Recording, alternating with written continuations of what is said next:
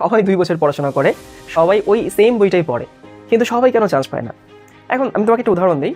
ধরো ঢাকা ইউনিভার্সিটিতে সিট হচ্ছে 1700-এর আশেপাশে, আর ঢাকা ইউনিভার্সিটিতে পরীক্ষা দেয় হচ্ছে 1,30,000-এর মতো স্টুডেন্ট, এরকম রাফ একটা আইডিয়া। তুমি আমাকে বলতেই পারো যে ভাই সবাই পড়ে, সবাই 2 বছর পড়ে, সবাই সেম বই পড়ে, তো সবাই তো চান্স পাবে না। কেন পাবে না? কারণ সিট তো মাত্র 1700, 1.5 লাখ পরীক্ষা দিলেই তো হবে না। এখন আমি জিনিসটাকে একটু অন্যভাবে দেখি। হ্যাঁ, তুমি যদি এই কম্পিটিটিভনেস চিন্তা করো, তাহলে 1300 বা 1700-এর বেশি চান্স পাবে না। কিন্তু তুমি কি মাঝে মধ্যে এরকম নিউজ দেখো না যে মাত্র 10% মানুষ পাস করছে অ্যাডমিশন ভর্তি পরীক্ষায়, বা মাত্র 12% মানুষ পাস করছে? এরকম কিন্তু মাঝে মধ্যে নিউজে দেখা যায় যে 10% পাস করছে, 5% পাস করছে, 6% পাস করছে। তাহলে আমার কথা হচ্ছে ওইটা তুমি একটু ছাড়ো না, যে 1700 চান্স পাবে, এটা তো হয় 1700 চান্স পাবেই, কিন্তু 10% তো পাস করার কথা না। পাস তো থিওরিটিক্যালি সবাই করতে পারে, তাই না? পাস তো থিওরিটিক্যালি 12% করার কথা না। হ্যাঁ, থিওরিটিক্যালি 1700-এর বেশি চান্স পাবে না, বাট থিওরিটিক্যালি সবাই পাস করার কথা। তাহলে এইখানে একটু ঘাপলা আছে, মানে আমাদের কোথাও না কোথাও একটু ঝামেলা আছে। কারণ একটা ছেলে এইচএসসি পরীক্ষায় A+ পাইলো, সে 100-এর মধ্যে 80 পাইলো, তাহলে ওইখানে গিয়ে সে কেন 100-এর মধ্যে 33 বা 40 পাবে না?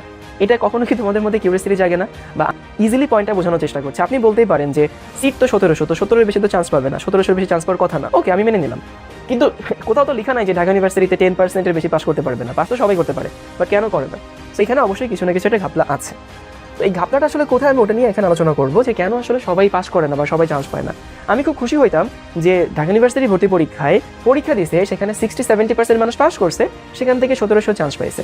তাইলে দেশের শিক্ষা ব্যবস্থা বা স্টুডেন্টদের স্ট্র্যাটেজি ঠিক আছে বলে আমি মেনে নিতে পারতাম, এবং সেটা টিচারের পার্সপেক্টিভ থেকে আমার জন্য একটা মানে ভালো ফিল দেওয়া নিউজ হইতো, বা সেটা তো হচ্ছে না। তো আমি সবসময় বলি, এটা আমার ক্লাস বা আমার ভিডিও আগে যারা দেখছে, একটা মানুষের ভালো করতে গেলে 4টা জিনিসের কম্বিনেশন দরকার। একটা, তার মেধা দরকার। মেধা বলে দুনিয়াতে কিছু জিনিস এক্সিস্ট করে, সেই তর্কে এখন আর না গেলাম, আমি মেধাবী মানুষ দেখছি আমার লাইফে। তার একটা ভালো পরিবেশ দরকার। অনেক ফ্যামিলি আছে স্টুডেন্টকে আলাদা একটা পড়ার টেবিল দিতে পারে না, বা আলাদা একটা পড়ার রুম দিতে পারে না, অনেকগুলো মানুষ একসঙ্গে থাকে, ভালো স্কুলে যায় না, সে হয়তো ভালো খাবার দাবার পাচ্ছে না, এরকম অনেক পরিবেশ অনেকের থাকে। এরপরে তার পরিশ্রম দরকার। অবশ্যই পরিশ্রম ছাড়া তো কখনো কোনো কিছুই হয় না। পরিশ্রম বলতে আমি বুঝাচ্ছি পড়াশোনা করতে হবে, এবং তার ভাগ্যে থাকতে হবে। ভাগ্যে যদি না থাকে তাইলেও হয় না, এবং শেষটা আসলে অনেকে আমরা অমিট করে যাই।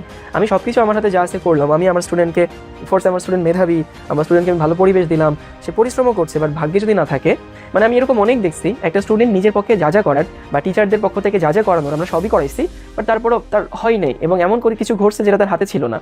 কয়েকটা উদাহরণ দিই, যে সিএনজিতে যাওয়ার সময় সিএনজি নষ্ট হয়ে গেছে, ছোট একটা অ্যাক্সিডেন্ট হয়েছে, পরীক্ষার হলে পৌঁছাতে পারেনি, প্যানিক অ্যাটাক করছে, হলের টিচার হয়তো কোঅপারেটিভ ছিলেন না, ওই সময় থট ব্লক হয়ে গেছে, পাশের স্টুডেন্টটা হয়তো ভালো না, স্যার বলছে 10 মিনিট আছে, তখনই প্যানিক অ্যাটাক শুরু হয়ে গেছে। এরকম হাজারটা কারণ থাকতে পারে। তো আসলে মেধা আমাদের হাতে নাই, এটা বাইবর্ন, যারা প্রকৃত মেধাবী, এটা আমাদের হাতে নাই। পরিবেশটাও আমাদের হাতে নাই, মানে স্টুডেন্টদের হাতে নাই। এটা তো আমার ফ্যামিলি আমাকে দিবে। এখন আমার ফ্যামিলি যদি আমাকে দিতে না পারে, তাহলে আমি কি সারাদিন বলবো যে আমাকে দিতে পারো না, দেখে আমি পড়াশোনা করছি না? তো এটা আমাদের হাতে নাই, ভাগ্যটা আমাদের হাতে নাই। আমরা ভাগ্যের জন্য দোয়া করতে পারি, আমাদের হাতে আছে পরিশ্রম। এখন পরিশ্রম কি সবাই করে না? হ্যাঁ, পরিশ্রম হয়তো অনেকেই করে। 10% মানুষ পাস করছে, মানে 10% মানুষ পরিশ্রম করেনি, পরিশ্রম আরো বেশি মানুষ করে। সেই পরিশ্রমটা আসলে একটু স্ট্র্যাটেজিক্যালি করতে হয়। সো কেউ আছে পরিশ্রম কম করে, কেউ আছে পরিশ্রম বেশি করে, কেউ আছে পরিশ্রম স্ট্র্যাটেজিক্যালি করে। তো তোমাকে আসলে এরকম একটা কথা আছে না, যে ওয়ার্ক স্মার্টলি হার্ডার।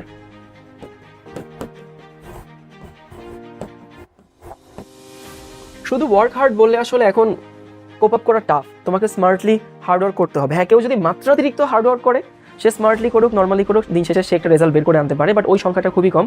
তুমি যদি এই টাইপের কম্পিটিটিভ এক্সামে যদি স্মার্টলি হার্ডওয়ার্ক না করো, তাহলে তুমি আটকে যাবা। এখন স্মার্ট হার্ডওয়ার্ক করতে কি বোঝায়? ফার্স্ট অফ অল, কেন আসলে অনেকে চান্স পায় না? আমাদের স্টুডেন্টরা এসএসসি পরীক্ষার পরে আমরা একটা ভ্যাকেশন পাই, ওই ভ্যাকেশনটাকে আমরা সেই এইচএসসি পর্যন্ত এক্সটেন্ড করি। তার মানে দেখো তো, থাকে না মর্নিং শোজ দ্য ডে, একটা স্টুডেন্ট শুরুতে যদি কলেজে সিরিয়াস না হয়, তাহলে পরবর্তীতে গিয়ে তার কোপ আপ করে ঝামেলা হয়। এই সিরিয়াসনেসের অভাবটা তাকে পরবর্তীতে অনেক ভোগায়। নাম্বার 2 হচ্ছে, কলেজে ওঠার পরে সে নতুন পরিবেশ পেয়ে যায়, মানে একটু ফ্রিডম দেয় বাসা থেকে, হয়তো সে একটা ফোন নিচ্ছে নতুন, তার বন্ধু বান্ধব নিয়ে এখন আম্মু একটু কম খোঁজ নেয়। তো এই সময় দেখা যায় সে অনেক খারাপ সঙ্গে মিশতে পারে, অনেক মেয়ে পাল্লায় পড়তে পারে, মেয়ে ছেলে পাল্লায় পড়তে পারে, অনেক কিছু ঘটতে পারে। এই কারণে পড়াশোনা থেকে একটা বিশাল ডিস্ট্রাকশন চলে আসে। এরপরে সে স্কুল এবং কলেজের পড়াশোনার মধ্যে কিছু ডিফারেন্স আছে। স্কুলে তুমি কুয়ার ব্যাংক ছিল, কলেজে তোমাকে সাগরে যেতে হবে। এখন যে সারা জীবন কুয়ায় ছিল, মিঠা পানিতে ছিল, অল্প জায়গায় ছিল, সাগরে এসে সে দেখে ওরে বাবা, পানি তো নোনা হয়ে গেছে, জায়গা তুমি কুল কিনারা পাই না। তো এটা একটা কারণ হতে পারে। স্কুলে একটাই বই, সারা দেশে এক বই পড়ানো হয়, স্যাররা ওই এক বই থেকে পড়ান, ওইখান থেকে প্রশ্ন আসে, ওইখান থেকে কমন পড়ে, ওইখান থেকে তুমি আনসার করো। কলেজে কিন্তু এই ঘটনা ঘটে না। কলেজে তোমাকে কনসেপ্ট শিখতে হয়, নিজের মাথায় সেটাকে প্রসেস করতে হয়, তারপরে সেটা ডেলিভারি করতে হয়। অ্যাডমিশনে তো আরও বেশি। সো তুমি যদি এইটুকু এনশোর করতে না পারো, তুমি যদি ভালো প্রপার গাইডলাইন না পাও, স্মার্টনেস না পাও, তাহলে অনেকে পিছিয়ে যায়। এরপরে আসি একাডেমিক অ্যাডমিশন। শুরু থেকে আমরা অনেকে এই কনফিউশনে ভুগি। অনেকে দেখা যায় শুরুতেই অ্যাড্রেনালিন তাড়িত সিদ্ধান্ত নিয়ে ফেলে যে আমি এখন থেকেই অ্যাডমিশন একেবারে কাঁপাই দিব, তো সে অ্যাডমিশনের প্রবলেম সলভ করতে করতে দেখা যায় তার একাডেমিকই ঠিক নাই। মানে দেখো আমি তোমাকে একটা গাছ দেখাই, একটা গাছ আমাদেরকে ফল দিবে তাই না, ধরো গাছের এই হচ্ছে গোড়া আর এই হচ্ছে আমাদের সেই গাছ। দেখা যায় কিছু এটা হচ্ছে আমাদের অ্যাডমিশন, বুঝছো, অ্যাডমিশন নলেজ, এটা হচ্ছে আমাদের একাডেমিক নলেজ। একাডেমিক নলেজে শিখতে হয় বেশি, প্র্যাকটিসটা কম। অ্যাডমিশনে হচ্ছে শিখবো কম, প্র্যাকটিসটা বেশি করবো। তো অনেক সময় দেখা যায় একটা স্টুডেন্ট শুরু থেকেই এইটা ঠিক না রেখে না সে অ্যাডমিশনের এই কোয়েশ্চেন ব্যাংক শুরু করে, শুরু থেকে একেবারে শুরু থেকে একটা চ্যাপ্টার ভালো মতো পড়েই নেই, বাট আবেগতাড়িত হয়ে গেছে। শুনছে যে অমুক ডিউতে ফার্স্ট হয়েছিল, সে শুরু থেকে 9-10 বসে অ্যাডমিশনের পড়ে আসছে। সবাই তো ও না আসলে। সো শুরু থেকে সে একাডেমিকের পড়া বাদ দিয়ে, কনসেপ্ট ভালো মতো শেখা বাদ দিয়ে সে অ্যাডমিশনের পড়াশোনা শুরু করে দেয়। এটা একটা হিতে বিপরীত করে।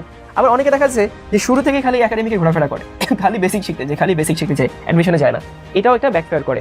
সো তোমাকে আসলে সাইমultaneously এই দিকেও গ্রো করতে হবে, এই দিকেও গ্রো করতে হবে। খুব ভালো হয় আমি কলেজে ভর্তি হওয়ার পর থেকেই আমি যখন কোনো টপিক পড়তাম তখন বিশ্বাস করো আমি মাথায় নিতাম না যেটা আমি একাডেমিকের জন্য পড়ছি না অ্যাডমিশনের জন্য পড়ছি। ফার্স্টে ফিজিক্সে তুমি পড়বা হচ্ছে প্রজেক্টাইল। এখন তুমি যখন প্রাস পড়বা, ভাই তুমি প্রাস পড়ো না, তোমার দরকার নেই তো, একাডেমিকে লাগবে না অ্যাডমিশনে লাগবে, তুমি প্রাসটা পড়ো। কিভাবে? একটা কারো কাছ থেকে ক্লাস করো, সেই ক্লাসটা ভালো মতো 2-3 বার রিভিশন দাও, খাতা রিভিশন দাও, মূল বইয়ে যাও।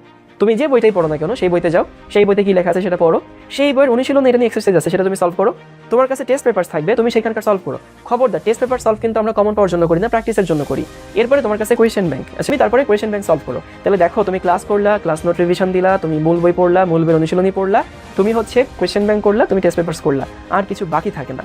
হ্যাঁ, এখন তুমি তো বলবা যে ভাইয়া এত কিছু সময় কই পাবো? সময় পাওয়া যায়, সময় কই পাওয়া যায় আমি তোমাকে বলছি। তুমি তোমার ফোনটা হাতে নাও, ফোনটা হাতে নিয়ে দেখো তোমার ফোনের স্ক্রিন টাইম কত। দেখবা যে ডেইলি তোমার অ্যাটলিস্ট 2 থেকে 3 ঘন্টা, যারা একটু এক্সট্রিম চালাও 5 থেকে 6 ঘন্টা এইটার মধ্যে যায়। হ্যাঁ, বললো না যে সব সময় তুমি ক্লাসের মধ্যে থাকো, ফোনে ক্লাস করো। সো ফোনের দিকে তাকালেই বুঝবা সময়টা কোথায় আছে। আরেকটা জিনিস, এই যে এতগুলো মানে স্টেপ বললাম যে মূল বই, খাতা, টেস্ট পেপার, প্রশ্ন ব্যাংক, হ্যান ত্যান, আসলে তুমি যদি মূল বইটা ভালো পড়ো দেখবা টেস্ট পেপার সলভ করা ইজি হয়ে গেছে। টেস্ট পেপার যদি সলভ করতে পারো তাহলে দেখবা যে তোমার প্রশ্ন ব্যাংক সলভ করাটা ইজি হয়ে গেছে। সো টেকনিক্যালি আসলে সময় খুব বেশি লাগে না, আর একজন ভালো টিচারের কাছে পড়লে ওই ক্লাসেই সব কিছু কভার হয়ে যায়। তবে মূল বই পড়তে হয়। এতে করে কি হয় দেখো, দিন শেষে এই পাশেটাও গ্রো করছে, দিন শেষে এই পাশেটাও গ্রো করছে। আরেকটা জিনিস হচ্ছে সিরিয়াসনেস। আমরা সবাই আসলে সিরিয়াস হই একেবারে 11th আওয়ারে, মানে ওই যে এইচএসসি পরীক্ষা 3 মাস আগে টেস্ট পরীক্ষা হয়, তারপরে আমাদের আরে বাবা আমাকে কিছু করতে হবে। আগের বছরের ইমিডিয়েট সিনিয়রদের রেজাল্ট দেয়, অমুক পাই নেই তার দুঃখের খবরগুলো দেখি, অমুক পাইছে তার সেলিব্রেশন দেখি, তখন আমাদের মনে হয় যে না আমাকে কিছু একটা করতে হবে। কিন্তু ভাই তখন না আসলে যদু মধু কদু সবাই সিরিয়াস হয়। ওই সিরিয়াসনেস কিন্তু ডিফারেন্স তৈরি করে না। হ্যাঁ তৈরি করে, তুমি যদি এক্সট্রিমলি সিরিয়াস হও, তুমি যদি এক্সট্রিমলি পরিশ্রম করো তাইলে হয়তো ডিফারেন্স তৈরি করে। কিন্তু যারা শুরু থেকে সিরিয়াস ছিল তারা করে কি, অ্যাডমিশনের সময় না ওই শুধু রিভিশন দেয়। আমাদের শেখার 2টা ফেজ আছে, একটা হচ্ছে ইনপুট ফেজ, ইনপুট মানে আমি বলতেছি কনসেপ্ট শেখার ফেজ, বুঝছো, কনসেপ্ট তুমি শিখবা। তারপর হচ্ছে প্র্যাকটিস ফেজ। সো ইনপুট ফেজটা আসলে একাডেমিকে বেশি করতে হয় এমন না। আমি যদি তোমাকে পার্সেন্টেজ বলি, একাডেমিকে তোমার হচ্ছে 70% ইনপুট, 30% প্র্যাকটিস। আর অ্যাডমিশনে 30% ইনপুট, 70% প্র্যাকটিস। এটা হচ্ছে হয়। ইভেন একাডেমিকের কোয়েশ্চেনগুলো আসে হচ্ছে কনসেপ্ট বেসড, এটা কাকে বলে, ওইটা কারে বলে, ওইটা কেন এটা হয়, এটা কেন এটা হয়। আর অ্যাডমিশনের প্রশ্ন আসে হচ্ছে উদাহরণ বেসড। যেমন একাডেমিকে প্রশ্ন আসে ফাজানের নীতি লিখো, অ্যাডমিশনের প্রশ্ন আসে কোন যৌগটি বেশি আয়নিক বা কোন যৌগটি বেশি পানিতে দ্রবণীয় হয়। সো এই ডিফারেন্সটা যদি বুঝতে না পারে একটা স্টুডেন্ট, তখন সে অ্যাডমিশনে ভালো করে না। সো অনেকে বলে যে ভাইয়া কিভাবে আপনি ডিউতে টপার হয়েছিলেন? ভাই এই স্ট্র্যাটেজিগুলোই। আমি সংক্ষেপে বলি, তোমার হচ্ছে মেধা, পরিশ্রম, ভাগ্য আর হচ্ছে পরিবেশ সবই লাগবে। এই একটাই তোমার হাতে আছে ভাই, মাত্রাতিরিক্ত পরিশ্রম করতে হবে। পরিশ্রম ছাড়া কোনো উপায় নেই, সফলতার কোনো শর্টকাট নাই। তুমি যখনই হচ্ছে শুধু ভাইয়ের পড়া পড়ে বলবা ভাই আপনার ক্লাস করলেই হবে, বই পড়তে হবে না, তুমি শর্টকাটে সফলতা খুঁজছো। 2 বার পরেই চিন্তা করবে আমার হয়ে যাবে, তুমি শর্টকাট খুঁজছো, কিন্তু সফলতার কোনো শর্টকাট নেই। পরিশ্রম হচ্ছে তোমাকে স্মার্টলি হার্ডওয়ার্ক করতে হবে, স্মার্টলি না করলে তুমি একটু পিছায় যাবা। এরপর আসে হচ্ছে একাডেমিক অ্যাডমিশন, দুটো একসঙ্গে করতে হয়। একসঙ্গে করতে হয় মানে হচ্ছে একসাথে বেসিকটাও শিখতে হয়, একসাথে প্র্যাকটিসটাও করতে হয়। অ্যাডমিশনে তুমি যদি এখানে খুব বেশি দূর নাও যাও তাও প্যারা নাই, এইটুকু তুমি অ্যাডমিশনের সময়কে কভার করতে পারবা। ওকে, কিন্তু এই যে এইখানে কোনো রকমের ঘাটতি দেখা যাবে না।